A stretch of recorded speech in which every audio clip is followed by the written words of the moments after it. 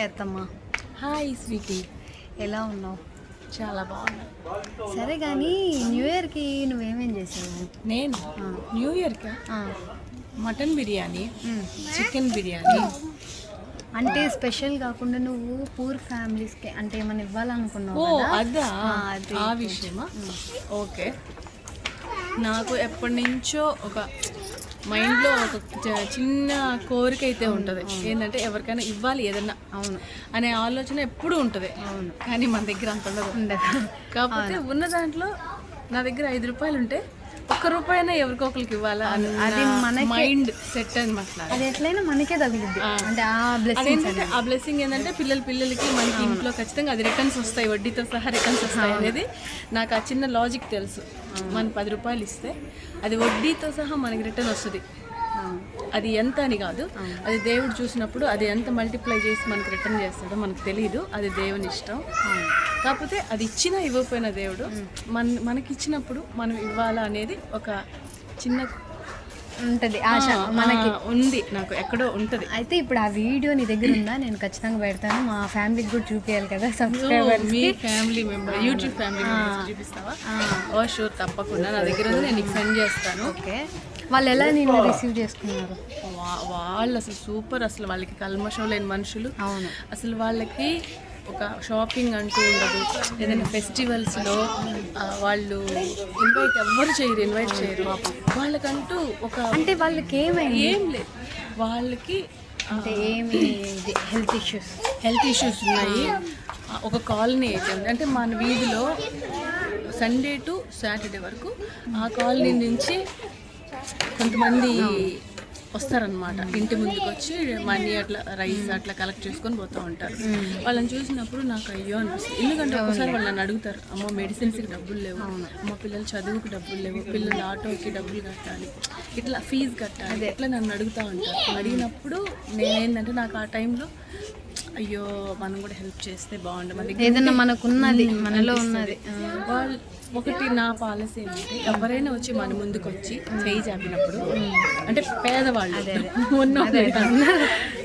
ఉన్నోళ్ళకి ఏమండి చాలా ఇప్పుడు అందరూ ఉన్నవాళ్ళు ఎట్లయినా తిరగడం అంతా ఉంటుంది వాళ్ళకి. పేదవాళ్ళు వచ్చి నాకు ఫీజుకి ఇబ్బందిగా ఉంది, ఎగ్జామ్ ఆగిపోతుంది, లేదంటే నాకు ఈరోజు తినడానికి లేదు, లేదంటే మా పేరెంట్స్ ఇట్లా సిక్ అయి ఉన్నారు, చూపించుకోవడానికి మాకు ఇది లేదు అన్నప్పుడు మనం అంతా చేయలేము, కంప్లీట్గా మనం ఇది చేయలేము, వాళ్ళకి సమస్య తీర్చలేము.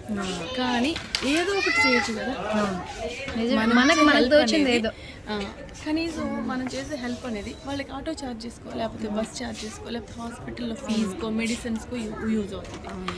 కాబట్టి మన దగ్గరికి వచ్చి చేయించినప్పుడు మన దగ్గర లేదు అనుకున్నా ఉన్న దాంట్లో మనం ఎప్పుడైతే మనం ఇవ్వగలుగుతామో అది రిటర్న్ బ్యాక్ అనేది మనకి మల్టిప్లై అయ్యి వస్తుంది అనేది నాకు తెలుసు. సరే, ఆ రోజు నువ్వేమి ఇచ్చావు? నేనేమి ఇచ్చాను అంటే బెడ్షీట్స్ ఇచ్చాను, టవల్స్ ఇచ్చాను, శారీస్ ఇచ్చాను, స్నాక్స్, ఫ్రూట్స్ ఇచ్చాను. అట్లా వాళ్ళు ఏదో మనకి ఏదో తోచినంత ఇచ్చాము, హ్యాపీ అయిపోయారు. మొత్తం ఆ కాలనీలో 350 ఫ్యామిలీస్ ఉన్నాయి.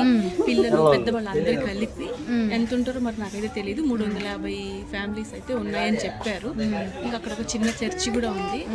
మామూలుగా మనం ఇంతకుముందు అంటే తాతయ్య ఉన్నప్పుడు, మా డాడీ ఉన్నప్పుడు డాడీ ఇచ్చేవాడు, అంటే అక్కడికి పోయేవాడు. మన ఇంటి ముందుకు వచ్చినప్పుడు వాళ్ళకి ఏదో ఒకటి హెల్ప్ చేసేవాడు. కాకపోతే నాన్న చనిపోయి, ఇప్పుడు తాతయ్య చనిపోయి 3 years అయిపోయింది కదా, ఇంకా అప్పటి నుంచి ఆ ప్లేస్ నేను ఫుల్ఫిల్ చేస్తాను. అంతే, తాతయ్య లేని మా డాడీ లేని ఆ లోటు. ఇంకా నేనేంటంటే అప్పుడు తాతయ్య వెళ్ళలేదు, ఇప్పుడు నేను వాళ్ళ కాలనీకి వెళ్ళి అక్కడ వాళ్ళందరినీ చూసి వాళ్ళతో మాట్లాడుతూ వాళ్ళ దగ్గర వాళ్ళ మంచి చూడు వాళ్ళు మనం పోయినప్పుడు చాలా హ్యాపీగా రిసీవ్ చేసుకుంటారు. ఎందుకంటే వాళ్ళకి ఏందో బయట ఎలా ఉంటుంది, నిద్రలేస్తే మళ్ళీ మన వీధుల్లోకి వస్తుంటారు. వాళ్ళు అంకుల్స్ వస్తారు, ఆంటీస్ అంకుల్స్. కానీ వాళ్ళ చేతి చెప్పి పంపిస్తారు, అమ్మ ఏదన్నా ఇవ్వమని చెప్పు అమ్మని, అట్లాగా అడిగేవాళ్ళు. వాళ్ళకైతే మనం తోచింది మనం ఇచ్చాము. ఆ వీడియో నీకు షేర్ చేస్తాను. నేనైతే నేను ఆ వీడియో కూడా ఇప్పుడు పెడతాను, ఖచ్చితంగా తప్పకుండా మీరు చూడాలి. అంతే. నేను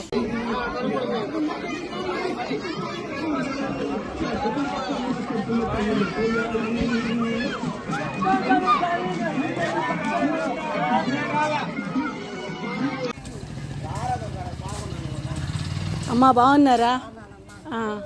హ్యాపీ న్యూ ఇయర్ అమ్మా, వందనాలమ్మా. బాగున్నారు కదా? ఓకే, ఇట్లా పట్టుకో.